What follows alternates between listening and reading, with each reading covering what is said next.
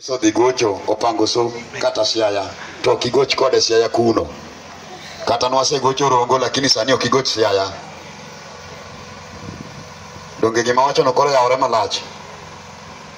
Biuru sama producers biro ni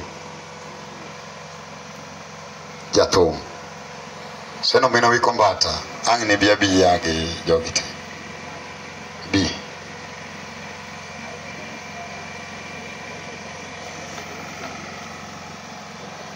bang' ma Kangeswangla Fighters Band an gadieri nuno jomo nego bed machiegni ka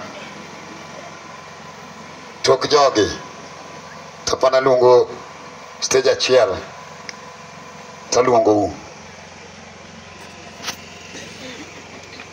adwana riembe gini gi ng'wech machwanyo jomoko tamoro jomoko tadwana moro jo kanisa ni akonyo negi sa donge kika chwan jo kanisa jothum ok nyal kuonga lakini jo dolo nyalo kuonga marang omiyo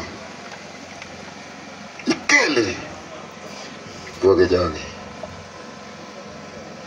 amoso ni msawa uru osawre uru an gi nyinga iluonga ni Frederick Otieno Opiyo an ja Ugenya Uholo kamoro ni Sigomre gweng' miluongo ni Uganda Ombonya. An producer mara Amiso to gi jothumbe moriedo to gi kagi. Adwa mana wacho matin ewi George nang'eyo ng'ama kwongo ng'eyo go George nobiro ka otiyo gi Papati. Ema ne wang'ere kode then koro duogo ga Miso to no ng'ama mos kabisa no ng'ama ber ma kata nitie thume moro nego ne wagola Misa paro kani chulone to ero tho ng'adawa kapodi agolo erokamano jodala kuom rwakowa kod chung muchungo kodwa erokamano ahinya. Erokamano. Koro ang' nowach nyingu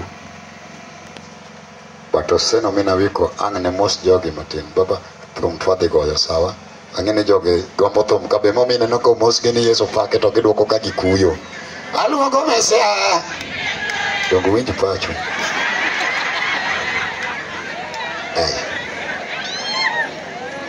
basi ago erokamano ne josakwa te mobiro kamo biro konyowa kow George ago mos ne min George ago mos ne jaod George an kadhi nyinga en Steven Ochieng ajaka moro ni kaboch mwalo Lwanda ka koro pat mantiere en pat marajawa an ajawa ne machiemo go samoro nyalo paro ni jathum en ng'amoro an king'iyo wa ka ineno kaka waler kamaraj ok warang mana tich mwatiyo ero kama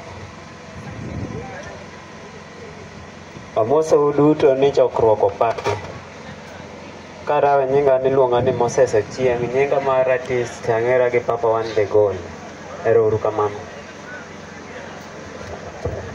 amolo ni kitonga boss with again dia kama kamuke yo siet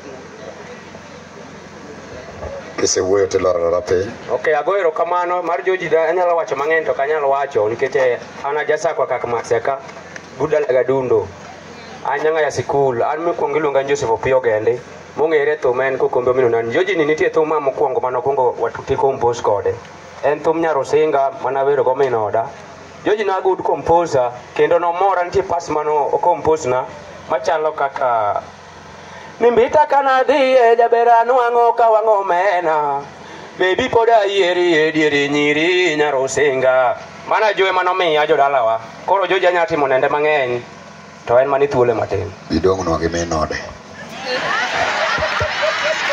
erokamano an gi nyinga iluonga Dan Omingo an god kaboch Lwanda mwalo piny ka erokamano josakwa amoso ni okwe uru yes iluonga ni Nyainda jathim lich athim lich oinga adundo ni nwang'ere godo e banda Miso kan DJ mano giku makura nyalo mako microphone e banda Amiso kawuna koni sama ni sedhi nindo to wadong' kode to puonja kaka go thum koro momiyo kawuna tegno kendo aluongora ni an wuod Amiso rach koso ber mano an gi band na an band leader tinde Ero kamano kan nyinga mokwongo ni Jared Omondi. Aja Sakwa Wendo gamba skul ko jata ja kiboda. Mano sen jogo no mondi woda wendo ngamondi dataro mayuak ne mit maen. Udi kamresi. Sawa. Agonu wero kamano. Maro winjo. Agonu wero kamano ji duto mobiro konyowa ko osiepwa Joji. Wang'eyo waduto ni ma en e yo wan duto wabiro luwo. An iluonga ni Us Papa wuoda Wendo. An awuod gweng' kaendi. Mosuru ko blade Josakwa. An gi nyinga iluongo ni Steve Mayonda. Nago bende go tieno ma dhano yong'o. Agwelo gita gotieno. Aja Rongo Kamagambo. Aja Central Kamagambo Kabuoro. Mokwongo atimo mos ne dalane. George kane donjo Kamiso. Kamiso na chako godo. Kamiso ng'eyo. Aja dala wang'ama chunya ler. Nakelo George mobedo Kamiso.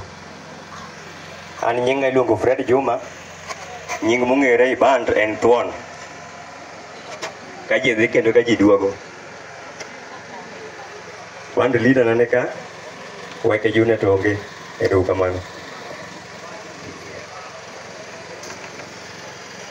Kelo mos moro makende ne Josakwa. Oyata Miso kaka band leader mar Ajuoja Dundo. Iluonga Guni Aratia Jakangeso. Mos makende ne nyako mowito wuon pargi. Puonji ng'eny lakini akoni puonjri kendi. Nikech Chiliel onge skul mipuonjo e Chiliel. Ero kamano.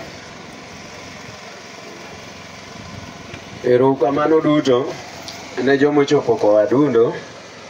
An gi nyinga si iluonga ni Charles Okech. To nyinga mar thum en Okech Slim. Ok wanya timo neno. Kech sa thin. To vera Dundo thoth. Kaka an odwoka Nairobi ka yose wangi Nairobi.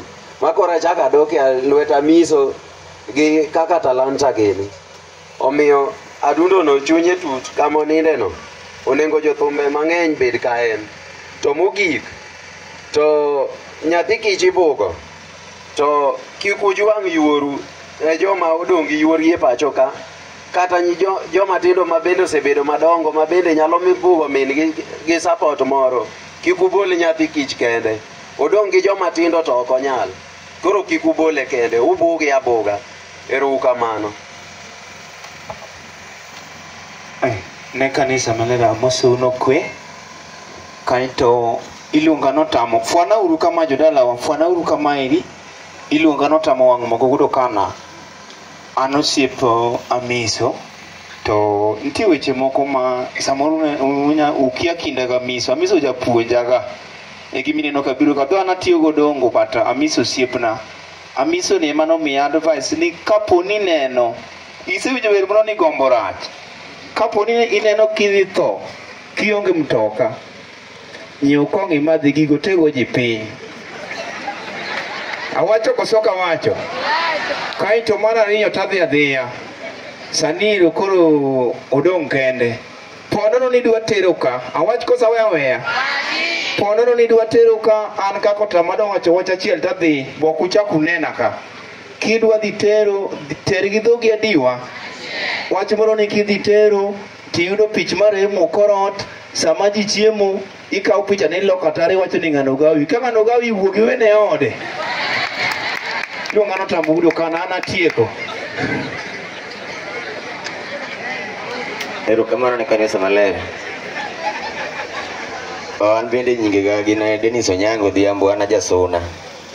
Koro an Mukuru. Ko Dennis Onyango ne chando giluongo ne gichake no sino mina wiko. An ok danga wuko Modundo nikech an wuon adieri makuo mitaka ng'eyo.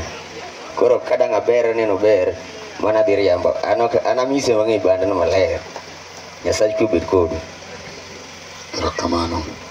Aya.